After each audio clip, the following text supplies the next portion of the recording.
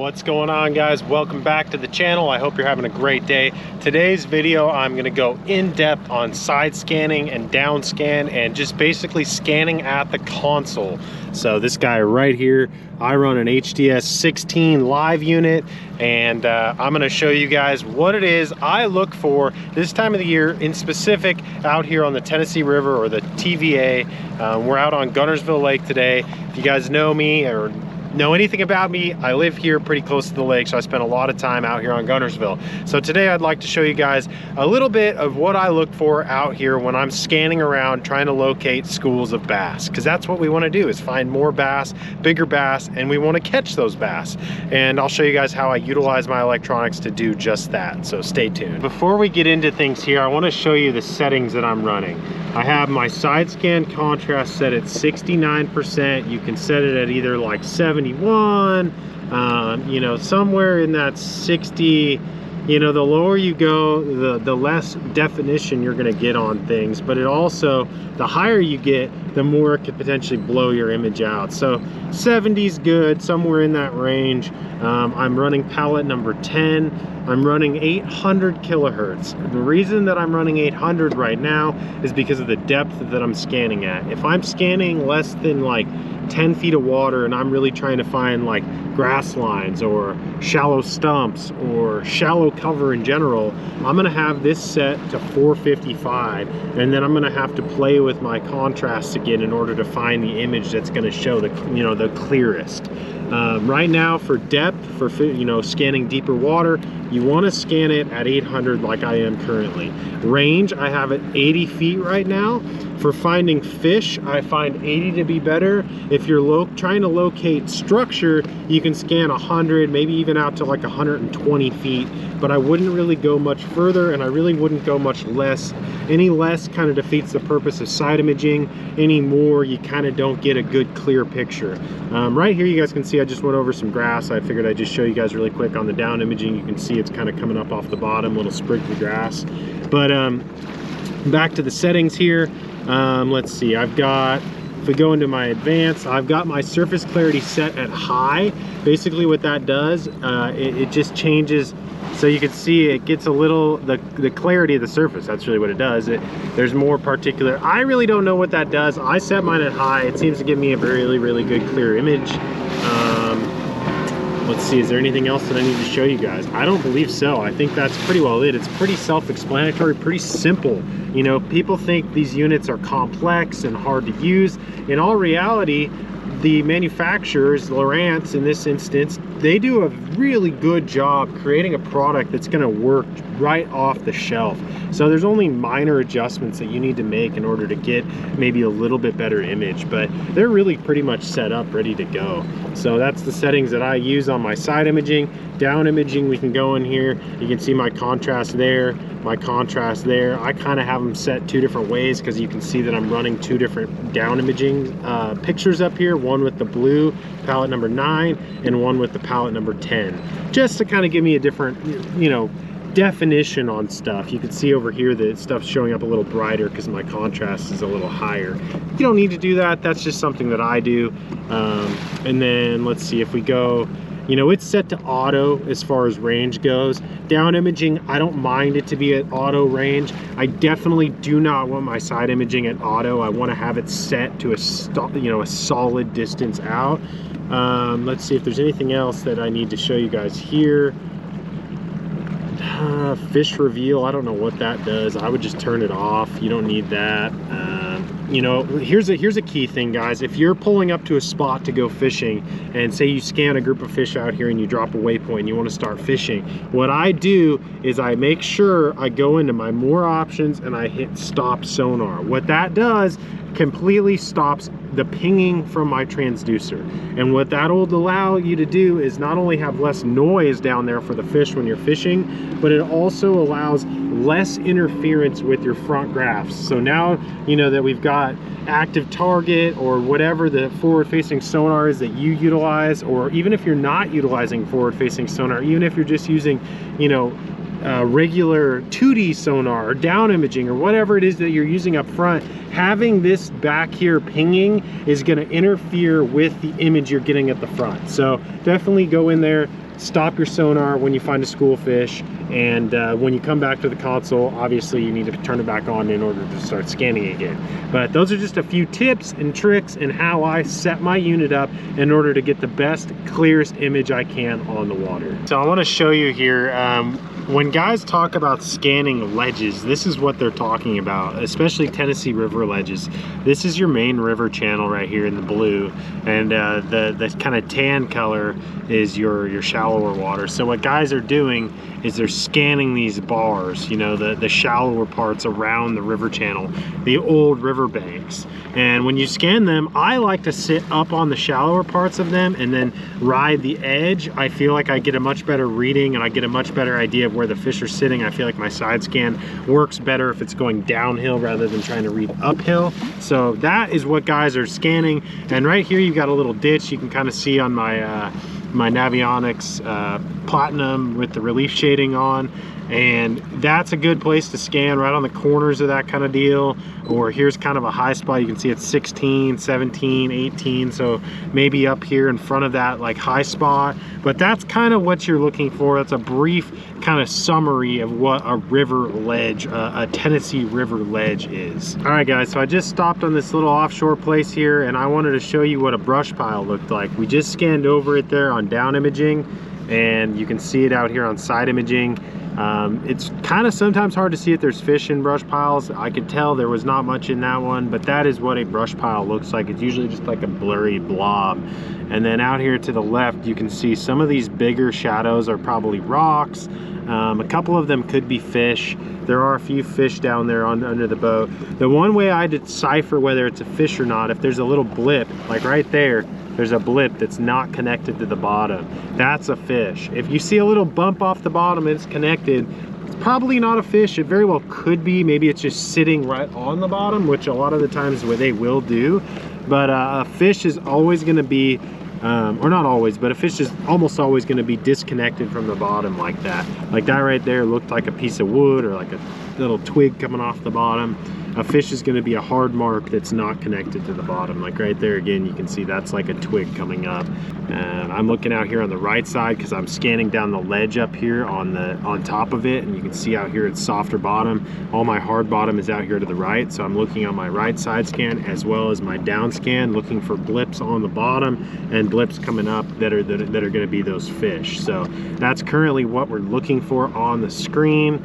Another thing that you'll see out here, this is kind of blurred. That's because I turned the boat a little bit. To get your best, clearest image while scanning, you want to stay as straight as possible. And as far as speed goes, you want to idle. You don't want to get your speed above like 5 miles an hour, really. You want to stay in that like 3.5 to like 5.5 range miles an hour to scan your best image. When you turn, you get a blurred out image, and if you go too fast, you get a blurred out image. You don't get a clear reading. So you want to make sure you stay in a straight line and turn as little as possible, and then you also, like I said, want to stay in that speed range. So those are another couple important, you know, facts or pieces of information that I use all the time in order to find more fish. But as you can see there's some big balls of shad hanging out off the drop. That's a really good thing to pay attention to. That means there's bait fish present. Right there's probably a small little group of fish. Nothing that I'm too excited about. I'm still looking for something that's really gonna wow me, that I can show you guys and it's like a no-brainer, and I can be like, yeah, look, those are bass on the screen right there. So we're gonna keep scanning this spot for just a minute. Usually I'll do a few passes at different angles, and then I'm gonna move on and try to look at other spots. And the best part about scanning is you cover so much water. I have no rods on the front deck. I do plan on fishing today, and I can just tell if there's fish that I want to fish for here based on what I see on my electronics. So definitely a huge tool that I use all the time in order to, you know, catch more fish out here offshore, even without rods on the deck. So guys, I hope you're learning something so far. I really want you guys to ask me questions. If you have any questions, down in the comments, drop a comment down there with a question you might have, asking me about the unit you have. Maybe I have some information I can give you about that. I've ran Humminbird in the past. I've never run Garmin, so I don't really have a whole lot of info on Garmin units, but I can try to help you the best that I can. And if I personally can't help you, I have buddies of mine that run those units, and I know people that could probably help you out. So feel free, guys, drop a a comment with whatever question you've got, and I hope you guys are enjoying the video so far, and really most importantly, I hope that you're learning something, because that's why I'm out here. That's why I'm sitting down filming this. I want you guys to learn something in order to get out there, feel more comfortable behind your graph, be able to get out offshore, scan around, find more fish, catch bigger fish, and not go out in the summertime and feel like you have to get trapped up shallow fishing visual cover. Some of the best fishing this time of the year, you know, it's June, the beginning of June right now. Some of the best fishing this time of the year is offshore. So the only way you can get that dialed in and get better at that is dialing in your electronic skills. So anyway, guys, let's get back into it. I just wanted to stop really quick and let you guys know. Ask me questions down in the comment if you got any. Check that out right there, guys. That's actually a sunken boat. I actually do have that marked up here on my map, but that's a sunken boat right there. And if we want to get a better look at it, we just tap the screen and then we can hit this zoom in button up here. And look at that. There's the sunken boat. So what I mean by zoom in is it's my plus and my minus. So if I want to zoom out, I hit minus. If I want to zoom in, I hit plus. I can zoom in more, and there's that sunken boat. So pretty cool. You can actually see you can see a whole lot of detail in that boat. There's a lot of waves right now. It's a Saturday and I'm out here, but I just wanted to share this with you guys. So I zoomed out too far there. Let's see, I need to zoom back out. There we go. So we're zoomed back out. And as you can tell, it's all wavy. That's going to be from the boat waves, but the bottom color is a lot darker. It's more of like a brown color, not so golden color.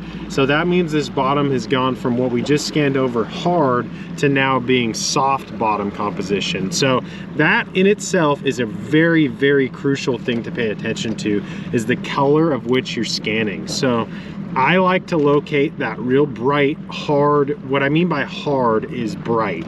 It's easier if I just said bright. So as you can see on my left side here, it's starting to get brighter. What that means is that the bottom is harder over there. Typically out here on the Tennessee River, that means shell. If you're on a lake where you don't really have as much shell, that'll mean rock, that could mean pea gravel, that could mean just any kind of harder substance. So all this brown out here is going to be like just silt or mud or soft clay, and then as you can see over here on my left, that's going to be your shell. So that's one of the most important things that I look for, is shell bottom composition. Real bright shell. See, this isn't as bright as I like. We'll scan up over this point and I'll show you guys what I like to look for.